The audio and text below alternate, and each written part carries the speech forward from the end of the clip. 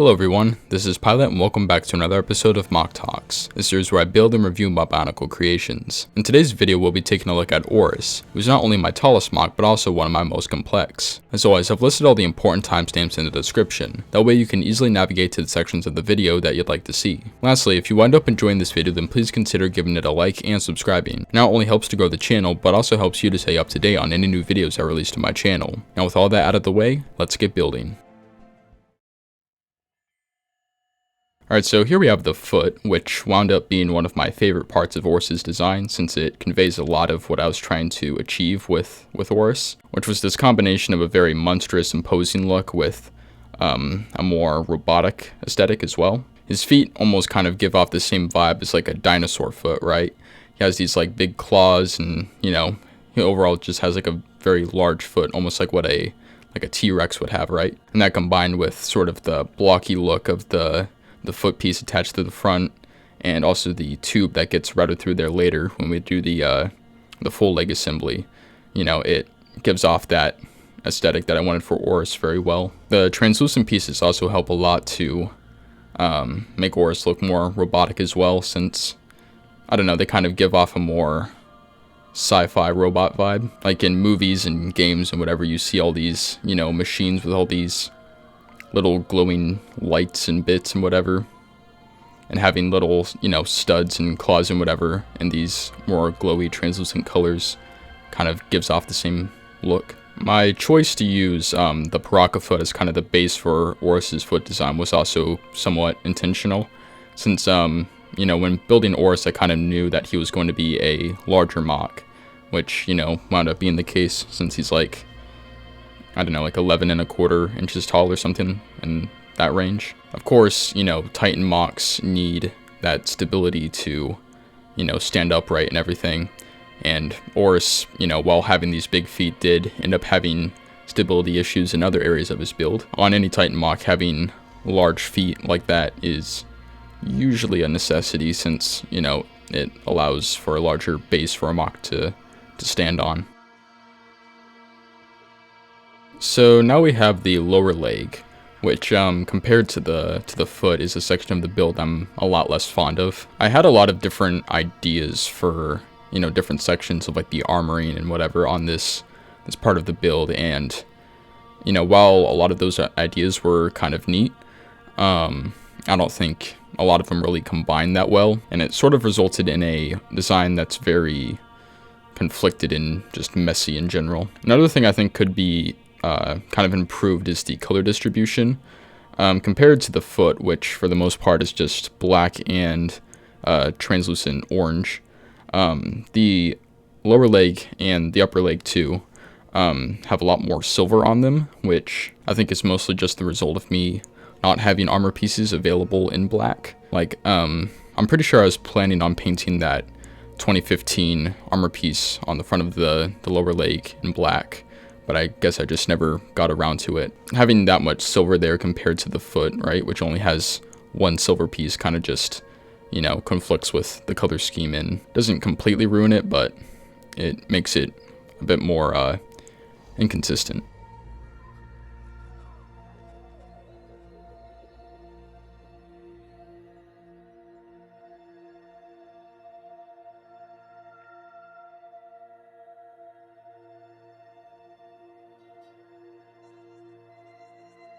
So now we've arrived here at the upper leg, and this is kind of where you start to see a certain problem being introduced that I at least have with Orus's design, which is sort of a over-reliance on illegal techniques. Some of them are pretty cool, like sort of the grill tiles I jammed into the back of the Anika shoulder armor. It creates a nice sort of backlighting effect for that area of the mock, which, you know, contributes a lot to the robotic aesthetic that I wanted for Orus. And while I am, you know, a supporter of using illegal techniques on mocks, I do think that sometimes, you know, there is the potential for people to rely on them too much versus just working within the limitations of the pieces to create something that works just as well. I think there are a lot of areas on Orus that could be improved or work just as well, you know, without having to use illegal techniques.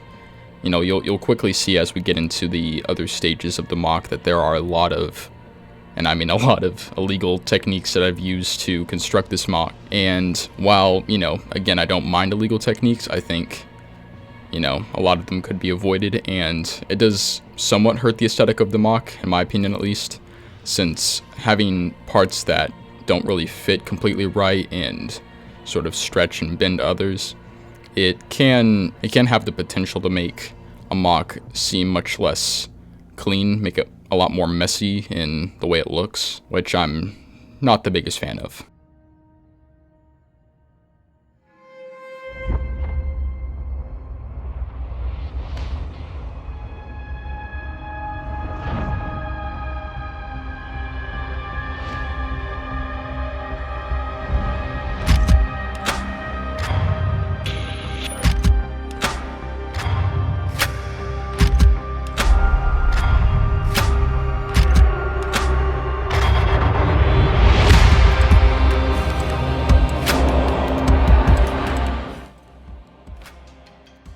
Alright, so here we have the lower torso now, which isn't too interesting of a design, to be honest, but at the same time I don't really feel like it needs to be. When most people are viewing a mock, your eye doesn't immediately go to the lower torso as a place of interest, so you know, I kind of just kept it simple for this. If anything, I would like to fix the amount of stability this provides for the upper torso.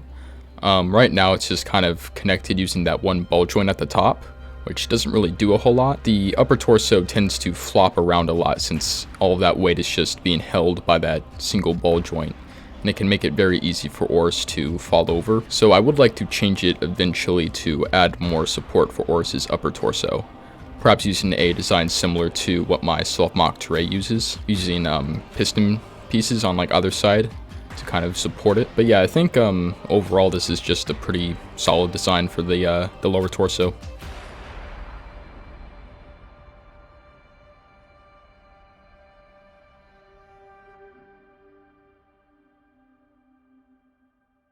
And now we have the upper torso, which, of course, as with most of my mocks, has wound up being the most complex section. Overall, I think this design is pretty alright. Kind of like the rest of this mock, I do think it could use some improvements, specifically with removing a lot of the illegal techniques I used. Like I said before, it just kind of irks me how, you know, the parts kind of tend to be stressed in different ways. And not only do those illegal connections kind of, you know, potentially do damage to the pieces, but they also kind of make the entire structure of the upper torso somewhat weaker because of those kind of scroll armor pieces that are attached to either side of it, and the chest plate in the middle.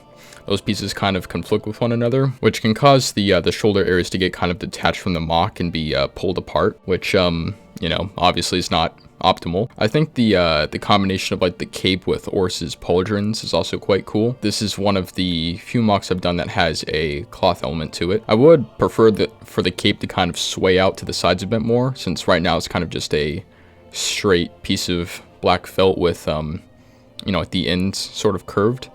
So I would kind of like to give them a more longer, wider flowing cape like that. But right now it works pretty well for what it is, and I also sort of like how it tucks into like the crevices in his arm around his neck area. Another thing I do kind of like about Orus's upper torso is it generally kind of has this like downward shape to it. And sort of what I mean by that is you kind of see all these bullrock eyes in the scroll armor, which are all kind of pointing downwards in the same way, which I think makes for a pretty consistent look. It also works quite well with sort of the general shaping of Orus's torso, being very wider at the shoulders and slowly getting you know, thinner as it goes down towards the bottom. And I guess for my sort of final point about the upper torso, you know, I brought this up when I discussed the lower torso as well. I think there could be a bit more done to make it more stable, since obviously there is that, you know, only that one connector binding the upper and lower torso together, which does not make for a very stable torso build overall. So probably to improve the stability, I would probably do something similar to you know, my self-mock Teray's torso design, using the two pistons on both sides of his torso. Not only would that, you know, allow for more stability, but it also gives him still a pretty good range of articulation in his waist. And having the pistons also, I think, contributes pretty well to the robotic look that I've been, wanting for Orus.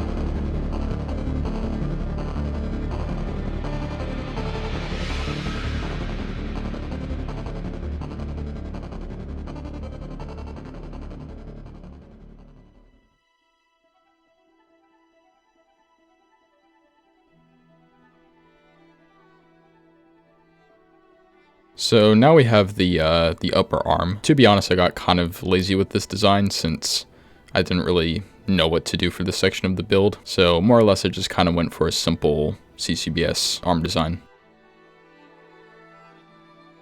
So now we have the lower arm, which I think overall this is a very solid design. Only issue, I guess, is just some of the more illegal kind of, techniques that I used. There's a lot of different details that I kind of packed into this, which puts, stress on the pieces and everything. You can most apparently see that with the Metru armor on either side of the lower arm. What kind of bugs me about that is because of the tubes that sort of route underneath, you can't really achieve a full connection there, and the Metru armor kind of just hangs off the little pins there and doesn't fully connect to them. Thankfully, because of the friction from the scroll armor that attaches to the bottom, they don't really fall off like at all. There's enough force there to kind of keep them in place. But I would prefer to, have a fully solid connection in that area. Speaking of the tubes, I do also kind of like those since, of course, like I said before, Orus is supposed to be a robotic character, right? That was kind of one of the two main, things that I wanted to convey with his design.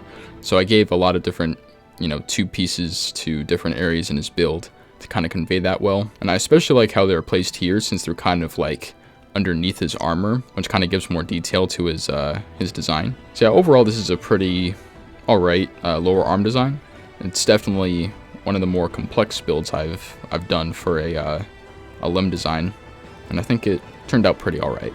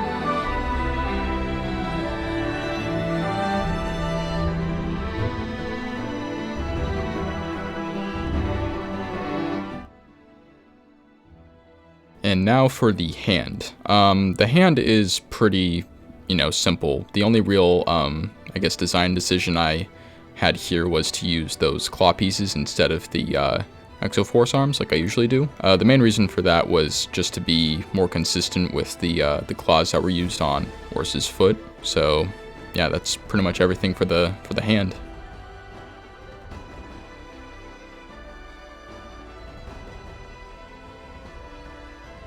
And now for the head, which the head is definitely my favorite part of Orus as a whole, since it's definitely the most iconic part of his design. It was like the one thing I carried over from his previous build, which I originally built that, I don't know, like several years ago at this point. And the reason I've kept it for so long is just because it's so, recognizable. Having a custom head like this helps a lot to make a mock stand out more. Since almost every Bionicle mock that you see has a, just a regular Metru or Mata head with a Kanohi mask on it, right? And, mixing it up by creating a more custom, unique head like this kind of helps to give a character more of their own identity. I think that works especially well for Orus, since this isn't really a humanoid head like something a regular Toa or Matorn would have.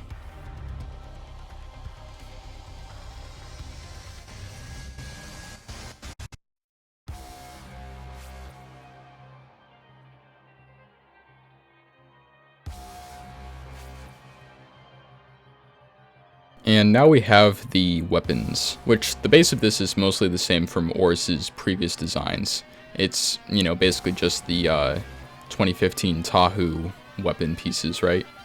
except now I've kind of just gone and added a lot more detail to them. I think the sort of the Vezok pincers I used fit very well with kind of the shape of the blade, and I also chose to use those pincers specifically since, you know, there are multiple different designs of Vezok pincers. Those ones specifically work quite well for Orus, I think, since they do kind of have a more blocky, angular look to them. So yeah, that's everything for the weapons.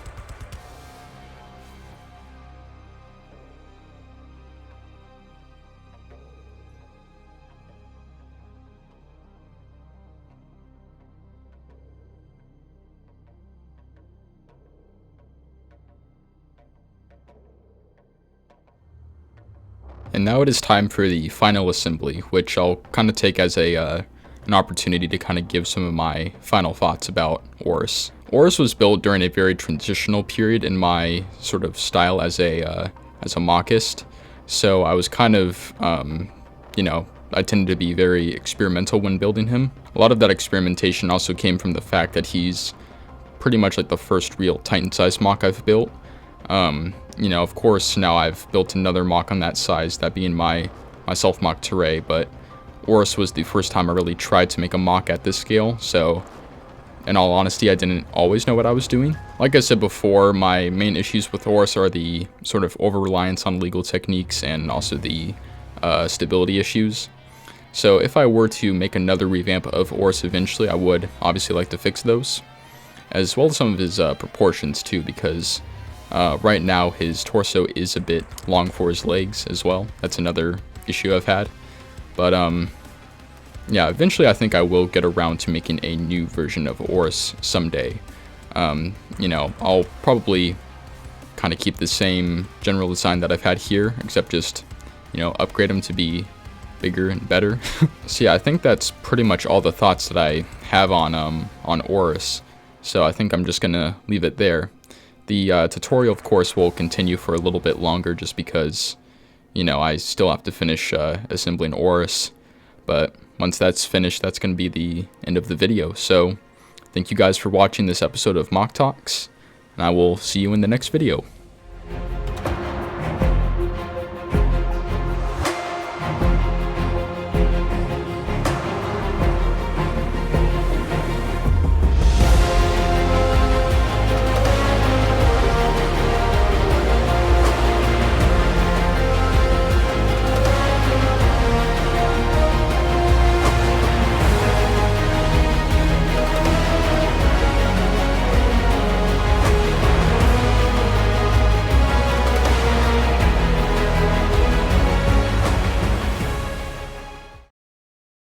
Did you enjoy the video? Then do your duty and give it a like. Also, if you're feeling generous, then why not embrace unity and subscribe for more content just like this. If you've already done those things, then achieve your destiny by joining my Discord server linked in the description. Thank you all for watching, and I'll see you next time.